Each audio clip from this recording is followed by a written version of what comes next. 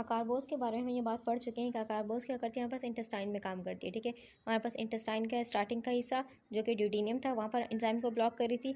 और हमारे पास जो स्मॉल इंटेस्टाइन में हमारे पास जो ब्रश वाटर एंजाइम था जो कि अल्फा ग्लूकोसिडेस है उसको उसकी एक्टिव साइट पर यानी कि ब्लॉक करी थी। ठीक है, तो दो जगह इंटेस्टाइन में काम करी थी। तो बेसिकली हमारे पास अकारबोस इंटेस्टाइन में यानी कि लोकली काम करती है, पूरी बॉडी में नहीं जाएगी।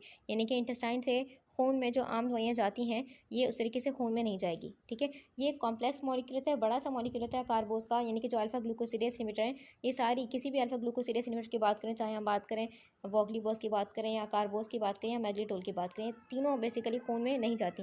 लेकिन एक्सेप्शन एक है कि मैग्लीटोल जो हमारे पास होती है ये इसको बॉडी इसको बेसिकली हम गलतफहमी समझ के क्या कर लेती है, मैग्लीटोल को ग्लूकोज समझ के क्या कर लेगी, इंटेस्टाइन से खून में शामिल कर लेगी। ठीक है, लेकिन बॉडी इसको यूज़ नहीं करेगी मैग्लीटोल, क्योंकि मैग्लीटोल और ग्लूकोज से फ़र्क है। ठीक है, लेकिन बॉडी ने समझा ऐसा इसको कि इसका स्ट्रक्चर मिलता है। ठीक है, तो इसको ग्लूकोज समझ के खून में शामिल तो कर लिया, लेकिन इसको यूज़ नहीं करेगी। बल्कि फिर क्या होगा, मैग्लीटोल घुमा के हमारे पास किडनी जो होगी, किडनी के जरिए से बॉडी से निकल जाएगी। यानी कि मैग्लीटोल की एक्सक्रीशन जो डिपेंड करती है वो किडनी पर डिपेंड करती है। ठीक है, किडनी पर भी डिपेंड करती है। ठीक है, जबकि अकारबोस वगैरह की जो एक्सक्रीशन होती है, वोगलीबॉस की जो एक्सक्रीशन है, इनकी जो एक्सक्रीशन डिपेंड करती है हमारे पास फिजिक्स के जरिए निकल जाएंगे। ठीक है, बस हमारे पास इंटेस्टाइन में काम किया और फिर आखिर का इंटेस्टाइन, फिर रेक्टम, फिर फिजिक्स के जरिए बॉडी से बाहर निकल जाएंगे। तो अगर हम दोनों में कंपैरिजन करें अकारबोस में वोगलीबॉस में, तो अकारबोस और वोगलीबॉस जो हमारे पास है ये बहुत ही पोटेंट है, यानी बहुत ही ताकतवर है। इसकी हल्की सी भी डोज लेंगे तो हमारे पास ये काम बहुत ही अच्छे तरीके से करेगी। लेकिन जो अकारबोस होती है इसमें फ़र्क क्या होता है, यानी कि ये हमारे पास हम बोल सकते हैं बहुत कॉमनली और बहुत यूज़ होती है। क्यों? इसका रीज़न ये है कि अकारबोस हमारे पास जो अल्फा पेनक्रियाटिक अमाइलेज एंजाइम है उसको भी ब्लॉक करती है ये, और जो हमारे पास अल्फा ग्लूकोसिलेज एंजाइम था उसको भी ब्लॉक करती है। लेकिन वोगलीबॉस और मैग्लीटोल ये दोनों दवाइयाँ जो है हमारे पास ये सिर्फ इसको करती हैं, ये काम करती हैं सिर्फ यहाँ पर अल्फा ग्लूकोसिलेज एंजाइम पर काम करती हैं। ये हमारे पास जो अल्फा पेनक्रियाटिक अमाइलेज है उस पर काम नहीं करती, यानी कि उसको बिल्कुल ना होने के बराबर क्या करती है, ब्लॉक करती हैं। ठीक है, तो इसलिए क्या करते हैं, ज़्यादा यूज़ कॉमनली कौन सी होती है, अकारबोस होती है। It is metabolized primarily by the intestinal bacteria and some of the metabolites are absorbed and excreted into the urine.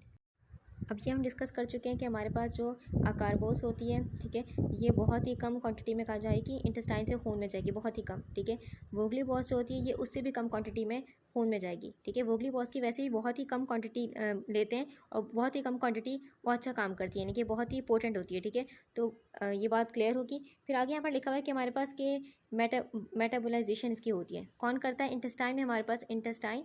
ठीक है, ये इंटेस्टाइन है फॉर एग्जाम्पल, इसमें क्या है, हमारे पास बैक्टीरिया होते हैं, हम जानते हैं। ठीक है, तो बहुत सारे मिलियन ट्रिलियन के हिसाब से क्या है, बैक्टीरिया यहाँ पर प्रेजेंट है। ठीक है, अगर हम बात करें मैग्लीटोल की, तो मैग्लीटोल तो हमारे पास खून में जज्ब हो जाएगी, क्योंकि हमारे पास इसकी शक्ल मिलती है। ठीक है, और ये खून में जज्ब हो जाएगी और वहाँ से किडनी के जरिए बॉडी से निकल जाएगी।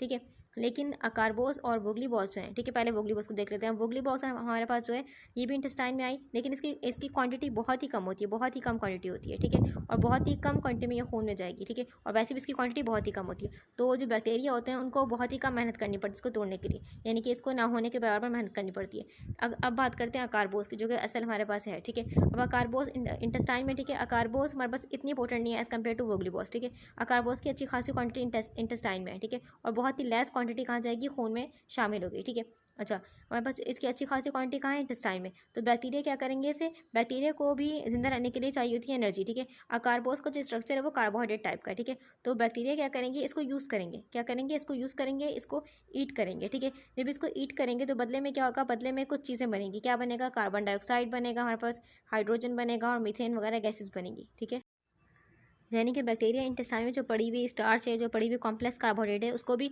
तोड़ आई। यानी कि कॉम्प्लेक्स कार्बोहाइड्रेट पूरी तरीके से तो खून में जज्ब नहीं हुई ना, जितनी हो सकती थी उतनी हो गई, लेकिन बाकी जो बची खुची यानी कि अनएब्जॉर्ब, हमारे पास जो अनएब्जॉर्ब जो कॉम्प्लेक्स कार्बोहाइड्रेट है वो पड़ी हुई है। ठीक है, और ऊपर से ये सब कुछ, ठीक है, जो अकारबोस को दवाई है। ठीक है, तो इसको क्या कर रहा है, बैक्टीरिया इन दोनों को तोड़ रहा है। ठीक है, बदले में सब कुछ रिलीज़ हो रहा है। तो इसी वजह से क्या होता है, यानी कि इन दवाइयों के इस्तेमाल से क्या होगा, यानी कि अकारबोस की बात करें, ठीक है, अगर हम बात करें वोगलीबॉस की, तो उनके इस्तेमाल से क्या होता है, यानी कि पेट में ऐसे लगता है हवा भरी हुई है। ठीक है, फ्लैचुलेंस वगैरह होता है।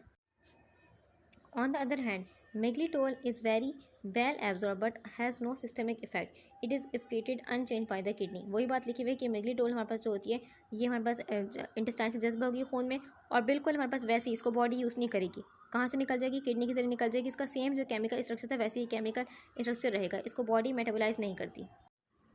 और मेग्लीटोल को तोड़ने वाला एंजाइम बॉडी में प्रेजेंट नहीं है, इसलिए मैग्नेटोल क्या रहती है, बिल्कुल सेफ रहती है, जैसी है वैसी रहेगी, बिल्कुल स्टेबल मॉलिक्यूल है। और इसके नो सिस्टमिक इफेक्ट यानी कि खून में गई इंटेस्टाइन से, लेकिन ये बिल्कुल भी किसी चीज़ को नहीं छेड़ेगी, ना इंसुलिन को टच करेगी, ना ही किसी और चीज़ को, बल्कि डायरेक्ट हमारे पास किडनी से होती हुई बॉडी से निकल जाएगी, बिल्कुल अनचेंज फॉर्म में। इसके बाद नेक्स्ट हेडिंग है एडवर्स इफेक्ट, यानी कि क्या क्या बुरे असरात हो रहे हैं अल्फा ग्लूकोसिडेज इनहिबिटर इसके इस्तेमाल करने से। लिखा हुआ है the major side effect are flatulence, diarrhoea and abdominal cramping.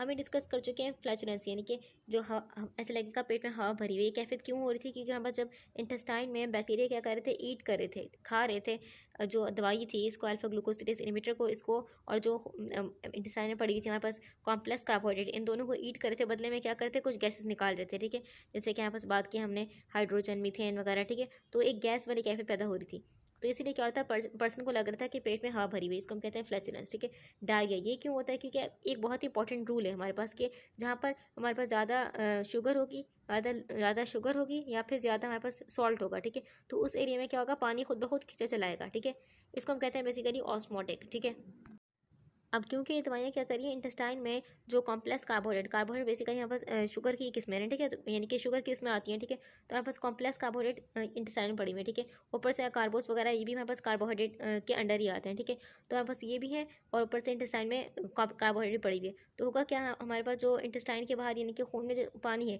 वो पानी क्या हो जाएगा, हमारे पास इंटेस्टाइन में आ जाएगा। ठीक है, इसको हम कहते हैं यहाँ पास ऑस्मोटिक डायूरेसिस। अब ये जो पानी है ज़्यादा है, ठीक है, इसलिए क्या हो जाएगा, यहाँ पास इस पानी को बॉडी से बाहर निकलना है, तो क्या यही शक्ल क्या अख्तियार करेगा डायरिया की, यानी कि इससे क्या हो जाएगा, लूज मोशन जिसको हम कहते हैं।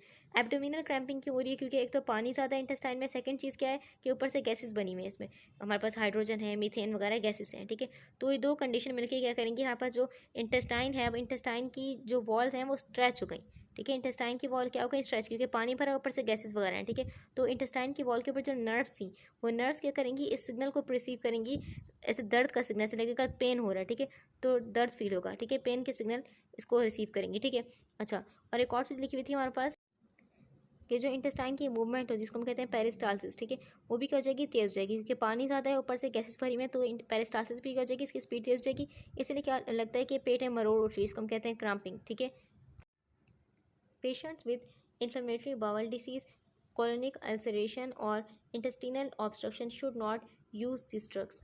अब यहाँ कुछ मरीज़ों के बारे में एहतियात लिखी गई है कि जिनको ये चीज़ें हों उनको ये अल्फा ग्लूकोसिडेज इनहिबिटर नहीं देंगे। तो पहले लिखा हुआ है कि जिनको इन्फ्लेमेटरी बाउल डिसीज़ हो। इन्फ्लेमेटरी बाउल डिसीज़ में क्या होता है, हमारे पास इंटेस्टाइन जो होती हैं, आंतें जो होती हैं, पहले से इन्फ्लेम होती है, यानी कि सूजी हुई होती है, इन्फ्लेमेशन होती है उनमें। ठीक है, अब इनमें पहले से इन्फ्लेमेशन है, ऊपर से यानी कि जब इन्फ्लेम होती हैं तो ये यानी कि ये इंटेस्टाइन है। ठीक है, इसको क्या है, इन्फ्लेमेटरी बाउल डिसीज़ है। ठीक है, तो इसके इंटेस्टाइन के यहाँ पास इन्फ्लेम्ड है।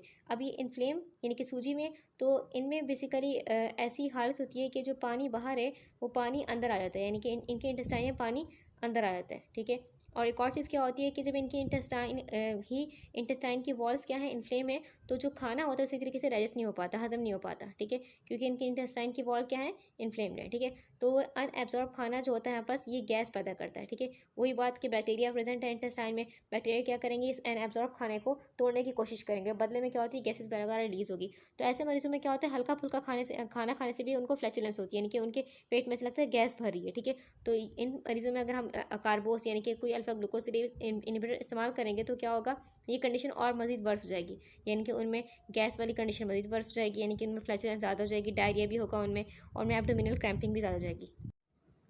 अगली कंडीशन है कोलोनिक अल्सरेशन। इसमें क्या होता है, हमारे पास इंटेस्टाइन है। ठीक है, इंटेस्टाइन की वॉल में क्या हो चुके हैं, जख्म हो चुके हैं। ठीक है, अब ये जख्म है, अब अगर हम अल्फा ग्लूकोसिडेज इनहिबिटर इस्तेमाल करेंगे तो वो क्या करेंगे, एट द एंड इंटेस्टाइन में गैस पैदा करेंगे, और वो गैस क्या होगी, इन जख्मों वाली जगह, ये जख्मों वाली जगह बेसिकली कमज़ोर है। ठीक है, अब इन जख्मों वाली जगह को ये फुला सकती है, ये गैस जो बनी है फुला भी सकती है। अगर मजीद कंडीशन वर्स हो जाए तो इन जख्मों वाली जगह को फाड़ भी सकती है, यानी कि यहाँ पास क्या हो जाएंगे, सुराख हो जाएंगे, परफोरेशन हो जाएगी। ठीक है, परफोरेशन भी हो सकती है। तो इस कंडीशन में क्या करते हैं, जिनको कोलोनिक अल्सरेशन है उनमें ये दवाई बिल्कुल भी इस्तेमाल नहीं करेंगे। ठीक है, अगली लास्ट कंडीशन लिखी हुई है और इंटेस्टिनल ऑब्स्ट्रक्शन। ऑब्स्ट्रक्शन का मतलब क्या होता है? रुकावट, ठीक है। इंटेस्टाइनल यानी कि इंटेस्टाइन में। अब इंटेस्टाइन में रुकावट होने की कई वजूहत हो सकती है। फॉर एग्जाम्पल इंटेस्टाइन में कोई पुराना जख्म था और वो जख्म बढ़ बढ़ के काफ़ी आगे आ चुका है, यानी कि इंटेस्टाइन में बहुत ही कम रास्ता रह गया, ठीक है। तो यहाँ पर क्या है? ऑब्स्ट्रक्शन है, ठीक है। अब इस इंटेस्टाइनल ऑब्स्ट्रक्शन की काफ़ी वजूहत हो सकती है, इनमें से एक वजह ये भी है, ठीक है। तो हमारे पास होगा क्या अगर अल्फा ग्लूकोसिडेज इनहिबिटर इस्तेमाल करें इस कंडीशन में? तो अल्फा ग्लूकोसिडेज इनहिबिटर हमारे पास एब्डोमिनल क्रैम्पिंग पैदा करेंगी, डायरिया पैदा करेंगी, फ्लैचुलेंस पैदा करेंगी। ऊपर से रास्ता क्या है? ब्लॉक है, ठीक है, यानी कि आगे जाने का रास्ता ही नहीं है। तो ये फ्लैचुलेंस, ये जो गैस भरी हुई है अंदर, तो ये क्या करेगी? ये बहुत ही एमरजेंसी वाली कंडीशन क्रिएट कर सकती है, ठीक है। तो ऐसी कंडीशन में ऐसे मरीजों को बेसिकली बिल्कुल भी अल्फा ग्लूकोसिडेज इनहिबिटर नहीं दिए जाते।